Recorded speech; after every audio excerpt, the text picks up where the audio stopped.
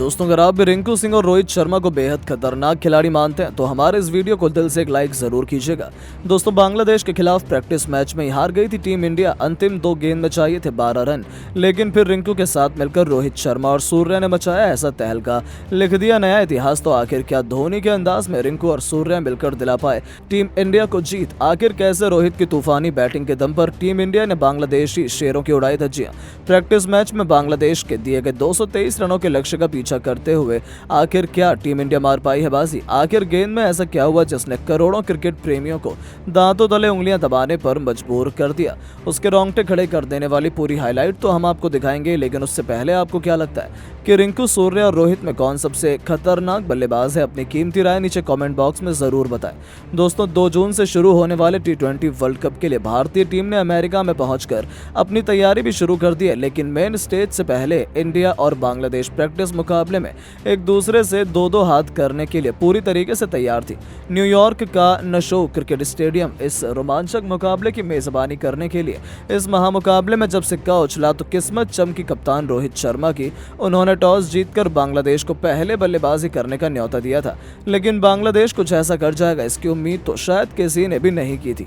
पारी की शुरुआत करने आए लिटन दास ने शुरू से भारतीय गेंदबाजों को रिमांड पर लेते हुए केवल 29 गेंदों में ही अपना तूफानी अर्धशतक पूरा कर भारतीय टीम के पसीने छुड़ा दिए थे। हालांकि राहत की बात यह थी कि रोहित के तुरुप के जसप्रीत बुमराह का जादू एक बार फिर चला। अपने रफ्तार के खौफ से उन्होंने बांग्लादेश के टॉप ऑर्डर को तहस नहस कर दिया था। अर्शदीप के साथ मिलकर बुमराह ने एक के बाद एक लगातार 4 विकेट चटकाकर बांग्लादेश की कमर तोड़ दी थी।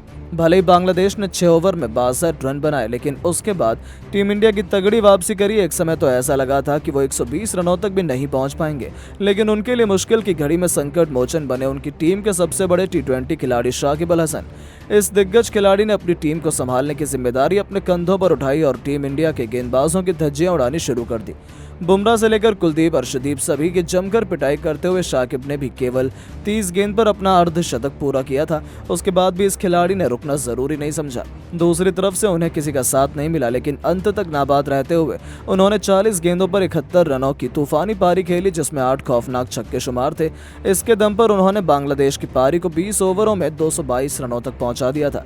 जी हां दोस्तों, मुकाबले में बहुत आगे लग रही टीम इंडिया अचानक से पिछड़ चुकी थी। भारत के लिए सर्वाधिक विकेट जसप्रीत बुमराह ने हासिल किए। उन्होंने 5 बल्लेबाजों का शिकार किया। भारतीय टीम के स्टार बल्लेबाजों पर इस लक्ष्य को जल्द से जल्द हासिल कर अपनी टीम को जीत दिलाने की अहम जिम्मेदारी थी। इन्हीं इरादों को सच करने के लिए रनों की ताबड़तोड़ बरसात करने यशस्वी जायसवाल के साथ कप्तान रोहित की जोड़ी मैदान में उतरी और IPL के बाद अब T20 WC में भी रोहित ने अपना सारा गुस्सा बांग्लादेश के मासूम गेंदबाजों पर उतारना शुरू कर दिया। आपको बता दें, जहां एक तरफ हिटमैन ने आते ही पहली गेंद पर तूफानी छक्का बटोरकर अपना खाता खोला था, तो यशस्वी ने भी शानदार कवर ड्राइव चौका जड़कर अपनी पारी की शुरुआत की थी। इन दोनों का बल्ला पावर प्ले में जमकर गरजा। 6 ओवरों का बखूबी फायदा उठाते हुए उन्होंने अपनी टीम को 65 रनों तक पहुंचा दिया था। जीत की नींव बिछा दी गई थी। ऐसा लगा था कि अब तो टीम इंडिया को कोई हरा ही नहीं सकता है, लेकिन फिर होता है बांग्लादेश की वापसी का शंखनाद। एक बार फिर चलता है शाकिब अल हसन की फिरकी का जादू। जिस तरीके से उन्होंने सभी बल्लेबाजों को अपनी धुन पर नचाया, वैसा ही हमें इस मुकाबले में भी देखने को मिला। जी हां दोस्तों, शाकिब ने आते ही लगातार 2 गेंद पर पहले यशस्वी तो फिर अगली ही गेंद पर किंग कोहली को चलता कर भारतीय टीम को करारे झटके दिए थे। यशस्वी 29 रन बनाकर पवेलियन लौटे, तो वहीं विराट को तो खाता भी खोलने का मौका नहीं मिला था। अचानक से टीम इंडिया की कमर टूट चुकी थी। बांग्लादेश मैच में वापसी आ चुकी थी। इसके बाद मैदान पर रिंकू सिंह रोहित शर्मा का साथ देने के लिए आ गए। इन दोनों बल्लेबाजों ने मिलकर खूब तबाही मचाई और टीम इंडिया के स्कोर को 10 ओवर में ही 110 रनों तक पहुंचा दिया। जहां रोहित ने तस्कीन अहमद की गेंद पर सिंगल लेकर केवल 31 गेंद पर अपना अर्धशतक पूरा किया। इसके बावजूद इनका बल्ला रुकने का नाम नहीं ले रहा था।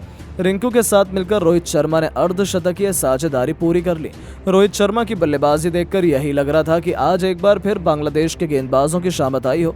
रोहित बेरहमी से गेंदबाजों की धुनाई कर रहे थे। देखते ही देखते उन्होंने केवल 58 गेंद पर तूफानी शतक ठोक दिया और अपनी टीम को जीत की तरफ बढ़ा दिया, वो भी शाकिब की गेंद पर उनके सिर के ऊपर से तूफानी छक्का लगाकर, जो देखते ही बनता था, क्योंकि वर्ल्ड कप और IPL की कहानी दोहराते हुए रोहित अकेले ही बांग्लादेश के लिए यमराज बने हुए थे। पूरी तरीके से मैच भारतीय टीम के हाथ में आ चुका था। बांग्लादेश विकेट की तलाश में थी। ऐसे में एक बार फिर शाकिब गेंदबाजी में वापसी करते हैं और आते ही उन्होंने अपनी फिरकी से रोहित को क्लीन बोल्ड कर दिया और भारतीय टीम को तीसरा झटका लग गया। रोहित ने 107 रनों की एक जबरदस्त पारी खेली। इस दौरान उन्होंने 9 छक्के तो वहीं 6 चौके भी लगाए थे। अब टीम इंडिया को जीत दिलाने की जिम्मेदारी रिंकू सिंह के साथ टी20 के नंबर 1 खिलाड़ी सूर्या के कंधों पर आ चुकी थी। अब मुकाबला आखिरी 3 ओवरों में जा चुका था, जहां टीम इंडिया को जीत के लिए अभी भी 54 रनों की दरकार थी। बांग्लादेश की जीत निश्चित मानी जा रही थी। 18वां ओवर लेकर आए बांग्लादेश के सर्वश्रेष्ठ तेज गेंदबाज मुस्तफिजुर रहमान और फिर क्या था, सूर्या ने इस ओवर में अपनी क्लास दिखाई। उनके इस ओवर में 2 चौके और 2 तूफानी छक्के लगाते हुए सूर्या ने कुल 23 रन बटोर डाले, जिसकी बदौलत भारतीय टीम तेजी से लक्ष्य की तरफ अग्रसर हो गई थी। अब भारत को आखिरी 2 ओवरों में जीत के लिए 31 रनों की दरकार थी, लेकिन पारी के 19वें ओवर के गेंदबाजी करने आए तस्कीन अहमद ने केवल 6 रन ही दिए। जी हां, इस ओवर में दोनों ही बल्लेबाज कुछ खास नहीं कर पाए और भारत को आखिरी ओवर में जीत के लिए 25 रन बनाने थे।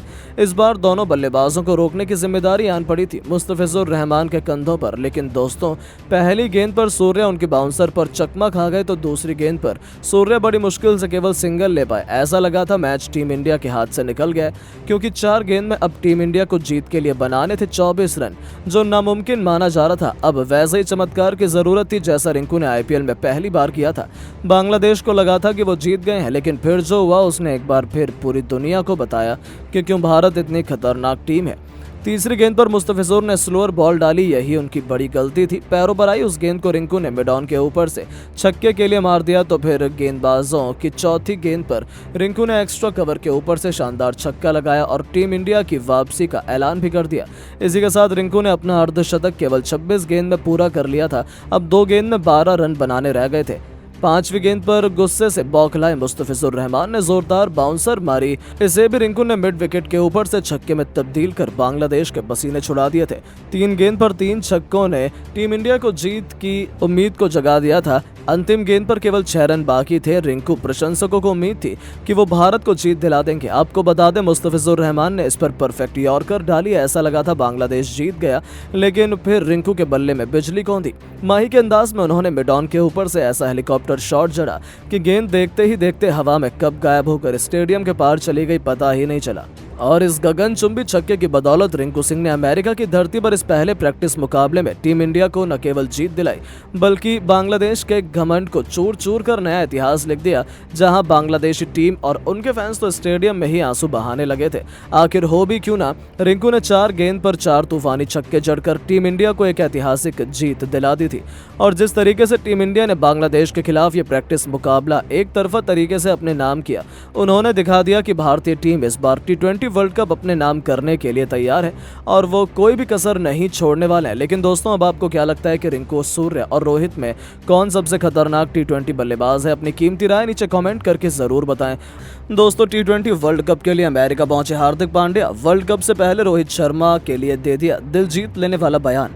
हाँ जी दोस्तों, अमेरिका की धरती पर टी20 वर्ल्ड कप खेला जाने वाला है, जिसके शुरू होने से पहले हार्दिक पांड्या अमेरिका पहुंच चुके हैं। इस बीच हार्दिक पांड्या ने वर्ल्ड कप से पहले रोहित शर्मा को लेकर एक ऐसा दिल जीत लेने वाला बयान जारी किया है जो आपके भी दिल को छू लेगा। तो आखिरकार टी20 वर्ल्ड कप के लिए हार्दिक पांड्या ने रोहित शर्मा को लेकर क्या कहा, ये तो आपको बताएंगे ही, लेकिन उससे पहले आपको क्या लगता है, हार्दिक पांड्या और रोहित शर्मा में से कौन है महान खिलाड़ी? अपनी राय नीचे कमेंट बॉक्स में जरूर दें।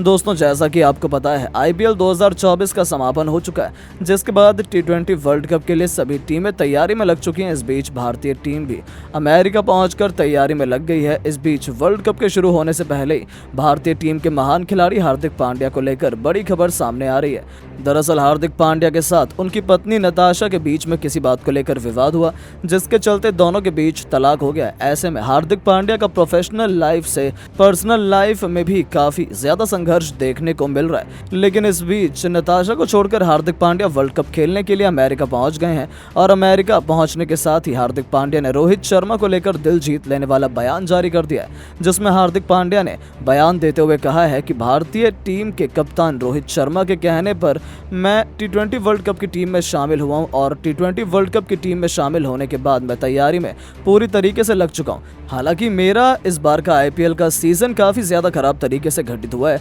लेकिन जिस प्रकार से मैंने काफ़ी ज़्यादा विरोध का भी लगातार सामना किया, उसके बाद मैं और भी ज़्यादा निराश हो गया हूँ। भारतीय टीम के लिए खेलने के लिए मैं काफ़ी ज़्यादा उत्साहित था और मुझे उम्मीद थी कि मैं अपनी टीम के लिए बेहतर प्रदर्शन करूंगा। हालांकि कप्तान रोहित शर्मा को भी मुझसे काफ़ी ज़्यादा उम्मीद मुंबई की टीम के साथ खेलने पर भी थी, जो मैं पूरी नहीं कर पाया। लेकिन अब भारतीय टीम के लिए खेलते हुए मैं बेहतर प्रदर्शन कर सभी को प्रभावित करने के लिए मैदान पर उतरने वाला हूँ।